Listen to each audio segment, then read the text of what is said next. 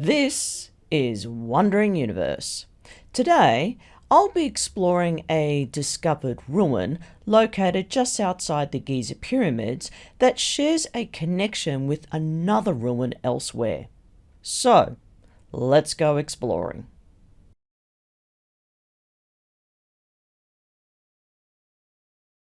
Welcome!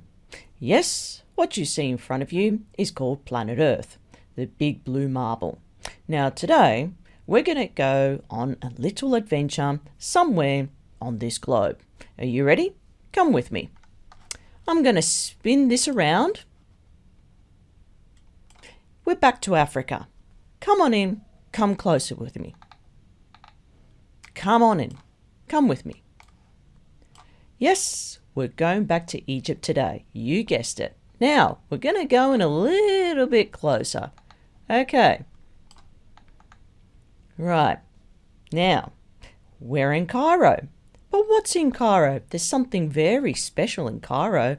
Oh yes, you know exactly what I'm talking about. So come on in. Come with me. Okay. Yep, it's getting warmer. Okay. Here we are. We're back at these beauties, the Giza pyramids. And as you can see, there's 3 of them standing out on its own in its own right. Before I go on, you'll be very surprised about this Giza pyramid complex. The reason why I say this is because I've discovered just by studying the satellite image that there are still a number of ancient settlements yet to be explored. A lot of them have not been excavated. A lot of them are still buried underneath the sands, especially over the thousands of years of drought that the winds have churned up the sands and has covered a lot of these ancient settlement relics over time. As you know, if you see these squiggly lines, there's a lot of these squiggly lines, a lot of mounds, a lot of these ancient hills that you see on this satellite image. That would date back, suggesting that would date back to the Ice Age. So this monument right here is very, very ancient. I'm going to go out a little bit. From here, that's the Nile River. From the Giza pyramids, it's approximately 12.5 kilometers out from the River Nile. Once upon a time during the Ice Age, the Nile River was a lot bigger and it stretched out all the way to the plateau, mainly to the baseline of the pyramids right there, which explains why there's a causeway. Okay, so we covered that. From here, as you can see these little pock marks or popcorn marks, as I would call them. These are more ancient ruins, ancient settlements buried underneath the sand. And believe me, they do get sandstorms there in Egypt. Not quite often, but they do get some. And as you can see, there's a lot of marks, there's a lot of paths, a lot of little roadways. There's also something here as well. I don't know what that is. If anybody knows what this is, please let me know in the comments section. And as you can see, there's more squiggly lines, pock marks, and little river systems, ancient river systems that surrounded the area of the Giza pyramids. So what I see here, according to this satellite image, the Giza pyramids used to be one big city. And with every city, there's always an urban area. With every city, it always becomes urbanized, meaning a mini suburb. And you see that in modern day cities of today. So what you see here are not just the ones that you see today, these ancient settlements next door to it. That if I actually go out around the circumference of this area and where the current little urban townships surrounding the pyramids was a lot bigger back then. And we're talking about thousands upon thousands of years ago, possibly around the Ice Age and the Ice Age before it. So it's very ancient, let me tell you. There are still a lot of undiscovered relics yet to be unearthed. All right, now we're going to go in a little bit closer. All right, we're not going to worry about Menkaure and Khafre pyramids. That's for another video. Today, we're going to worry about Khufu pyramid. Now, why am I showing you Khufu pyramid? You all know what Khufu pyramid is, okay? You see so much information, a bombardment of information about Khufu pyramid online. That's fine. However, there's something that stands out in its own right above the other two pyramids. And as you can see, it's these things. Where my arrow is pointing is these lines, okay? These ditches that you see right here. And I'm going to be talking about them today. So, let me give you a lovely viewing. I know you're looking forward to this. So, I'll just pan this out. Okay, here we are. I'm going to give you a pretty good viewing actually, 3D version. Maybe go out a little bit. Go in, see if I can get this right. And there you have it. Enjoy.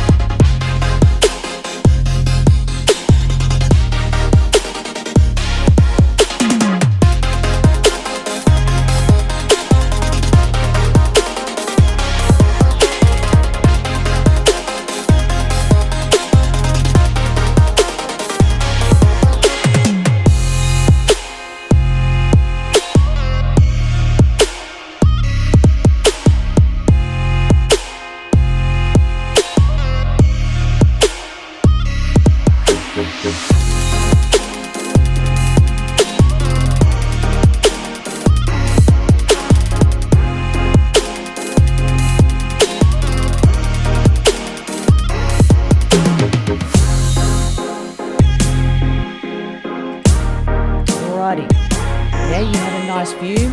I'm just going to put it back in the right position and I'll bring it out just a tad. There you go, so you can see Menkaure pyramid in front of you. And now we're going to explore a discovered ruin situated just outside Khufu's pyramid.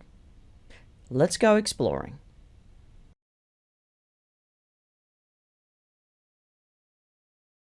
The Giza pyramids are renowned for its superb pyramidal engineering. Nowhere else on Earth defies its gravitas beauty, silhouetted on a sunset evening. A masterpiece of lustrous quality, alluring, sensual, and geometrically precise. They all stand out in their own right in unison. Yet, only one pyramid is slightly a cut above the rest. A deserted relic called the boat pits. These pits of mystery are proportionally placed just near the bottom level outside Khufu pyramid. They are a product of buried dismantled boats left abandoned thousands of years ago. Question is, were these pits used for the funeration of a king or something else? These pits were first discovered by accident in 1843. Then, surprise, surprise, a further 6 were excavated only to find them filled with dismantled boats. From there, it's been called the boat pits. There are 3 boat pits outside Khufu pyramid, facing away from the main entrance. 2 are to the southern and northern side, the others further along the causeway, facing almost identical to the first. This pit is an interesting one. It's facing east of the pyramid, yet parallel to the causeway. These oddly carved pits were excavated by Richard Lepsius in 1843, followed by William Flinders Petrie between 1880 and 1882, but did not refer them as boat pits. Andrew Reisner excavated the 5th pit in 1924 and called it the Sunbark. In 1934, to 1935, Selim Hassan re-excavated pits 2 to 5 and called number 3 the Northern North-South Boat, number 4 the Southern North-South Boat, and number 5 the Solar Boat. It is also called Khufu's Boat Brave. Logically, from a distance, they look like boat pits in the shape of a boat. But when you take a closer look, they seem to look more like dug-up trenches, the sort used during World War I and II. Funnily enough, the outline shape has no resemblance to a boat. These photos display dismantled boats individually taken apart and buried neatly in each 7 pits. They were not buried all at once, but after the funerary procession of Khufu's death. They are more likely a type of river barge that carried cargo like small stone blocks, wood, etc. to an embarkation point. Think of it as a modern-day barge. Made of cedar wood and flax, a common material used for clothing and ropes that weaved the wooden plank pieces. It has oars, a windowless cabin, wooden side railings, but no rudder and sailing masts. This reconstructed model is 43.3 metres long with a prow and stern. It's a ripe old age of 4,600 years old, around the same time as the pyramids were built. They were designed to dip and rise to 5 metres from the anchor point. They are hollow inside to keep itself elevated on the water. One archaeologist claims it was used as a floating crane during the construction of the pyramids. One rope made from papyrus reeds was found possibly amongst the bits and pieces of the buried boat. These ropes were capable of lifting several tons of cargo at a time. That boat was buried just outside Khufu's pyramid as part of the ceremonial blessing for the king's afterlife. Okay, now that we've got that covered, here is a video that mentions the boat pits. It's not some secret, but the reality is that many people are totally surprised to hear that several boats, not just this one, were found just steps away from the Giza pyramids. In fact, you can read articles about them from Harvard and other scholarly journals, which reminds me that I should point out another lesser-known detail, which is that the Nile River was once 8 miles closer to the Giza Plateau, putting it nearly right up to the pyramids themselves. This whole area, which is now city, was once the bottom of the Nile River, and the cliff-like formation that makes up the plateau was the river's shoreline. Pretty interesting, as it further paints us a picture of just how much this area has changed from what it was thousands of years ago when the ancient empire was thriving. But that said, it seems to me that this boat is nothing more than a shipping vessel, as it almost looks exactly the same as other examples I saw depicted while touring Egypt, clearly meant to transport goods and various supplies. And when you compare the two, it's rather evident. So I'm not so sure that it's even remotely appropriate to label it the Khufu ship. But that aside, this brings me back to the important detail, which is the fact that this is the largest ancient Egyptian boat ever found. Yet, consider its narrow beam and just how shallow its hull is. Clearly, this could not possibly carry stone blocks of any substantial size or weight. It would undoubtedly capsize, and to be fair, the experts do not claim that this particular style of boat would have been used for transporting stones. So the question for me becomes, where are all the alleged boats that could have carried millions of stone blocks up the Nile River? Especially the large stones, including the hundreds of 70-plus ton granite blocks that make up the internal structure of the pyramid, including the so-called King's Chamber, and not to mention the 1,000-ton stone statues found elsewhere that I mentioned earlier. The reality is that the only thing we have are theorized animations that were created in modern times, which, although I applaud the development of these theories, make no mistake, the Egyptians did not depict this in hieroglyphs, and not only that, these theorized animations have never actually been tested in real life. Think about that. So it becomes quite bizarre when you realize that we've never found one single boat or even one single depiction of a boat that could support and transport large stones for the Egyptians. We've certainly found an abundance of examples showing Egyptians transporting light cargo, but where are the depictions of them carrying millions of massive stone blocks? Because it's one thing to provide sketches and theorized animations in modern times, but where are the ancient hieroglyphs? Okay, according to him, it's a piece of junk. A useless DIY assemble kit contraption that can't carry its cargo in weight across the river. We get that. The problem is he didn't really give it much thought as to what they truly were. Nor did he broaden his horizons in search of a comparison type elsewhere. After all, they do share the same celestial equator. And yes, I have found others like it elsewhere. I'll get into that shortly. But first, let's take a look at this. These pits in no way, shape or form were meant for boats. The depth of the dugout cavity is deep enough for anyone to stand inside it. More or less, these abandoned pits served no purpose until the ancient Egyptians came along and turned it into a boat graveyard, an excuse to bury their hoard in case the need ever arises. In this case, never. Amongst the bits and pieces of treasure, archaeologists recently found this: metal hooks.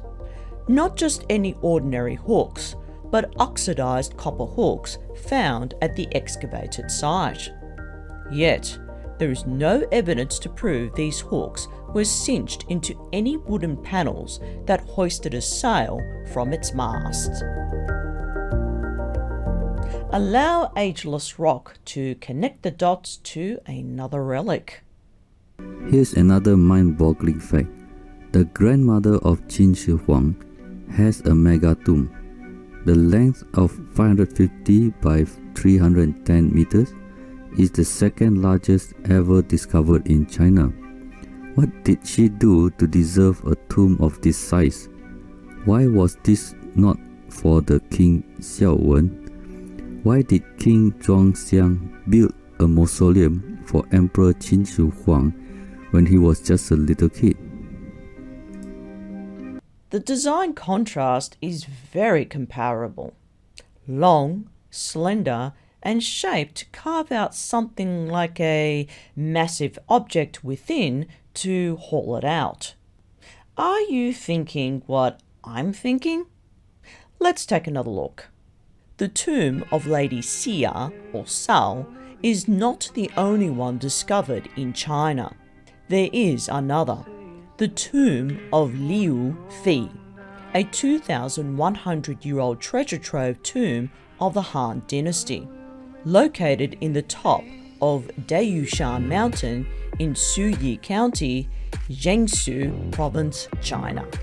2 years of heavy digging upon its discovery in 2011, it unveiled a massive pocket complex. Look at the design shape at both of them. Were they shaped to carve out an obelisk within? They are almost identical in form, except for the one above it. Each end are shaped to a square tip. The centerpiece appears to be rectangular in shape, a kind of ditch, possibly a dugout stone block. Yet, each of these pits do share a resemblance to the boat pits outside Khufu's pyramid. The tomb of Queen Dawaga, or Lady Sao, as she was known, is located underneath the Xi'an University Finance and Economics campus in the outskirts of Xi'an. These tombs are the largest discovered in China. What makes this find so compelling is that the location is mapped along the same celestial equator, and they are both situated not far from the river bank during the last ice age. Both of these pit relics have revealed only royal artifacts and skeletal remains of sacrificed servants. The human remains of Queen Dawaga Xia and Liu Fi have not been found. They are still missing. Archaeologists have dated these pits between 2100 to 2200 years old. If Emperor Xingxi Huang commissioned the construction of her tomb, then it was completed around the same time as his mausoleum. These tombs were never so. They were created to build an apparatus, but what of? Take a look at this photo. This is the unfinished obelisk in Aswan, Egypt. It measures at 41.75 meters tall, base is 4.2 meters and weighs 1,168 tons. Compare this to the ones in China. The dimensions of these pits illustrate similarities in composition and structure, yet unique in style. They certainly look different in size. Some are slimmer and some are longer with some girth. It is possible these pits carved out an obelisk of unique stature that were hauled, hoisted and levelled to a designated spot pointing north. The Nile River today is 12.5 kilometres out from the base of the pyramids, but back in the Ice Age, the water levels were a lot higher that reached the plateau. Question is, where have these obelisks vanished? During the 19th century, big money enticed anyone to go on a treasure hunt to collect these prized obelisks. An obelisk, to those top dog egomaniacs, represents the symbol of power, a reminder to the masses whom they must worship, the banksters. If these pits do mirror like that in Aswan, then they were completed much earlier. If only this Boy Scout knew what I know, then exploring these pits would have been much more inviting.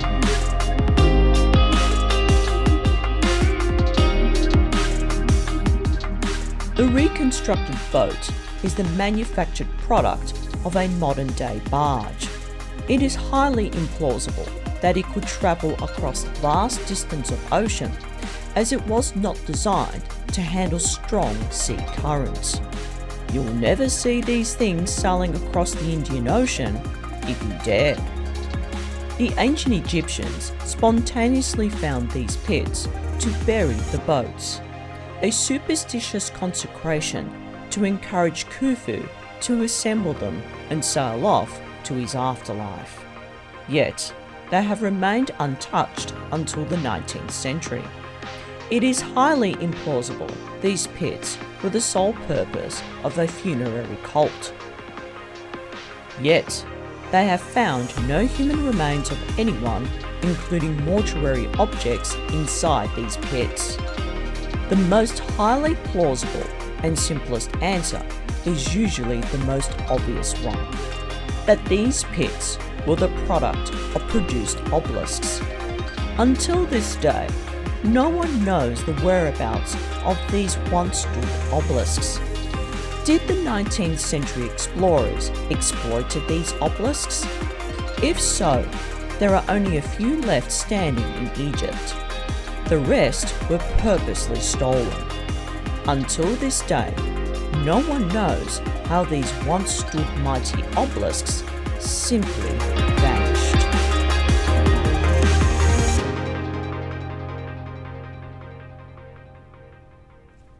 In the next video, I'll be going back to an island located in the Pacific Ocean to re-explore a mystery that points to a puzzling clue. That's all for now.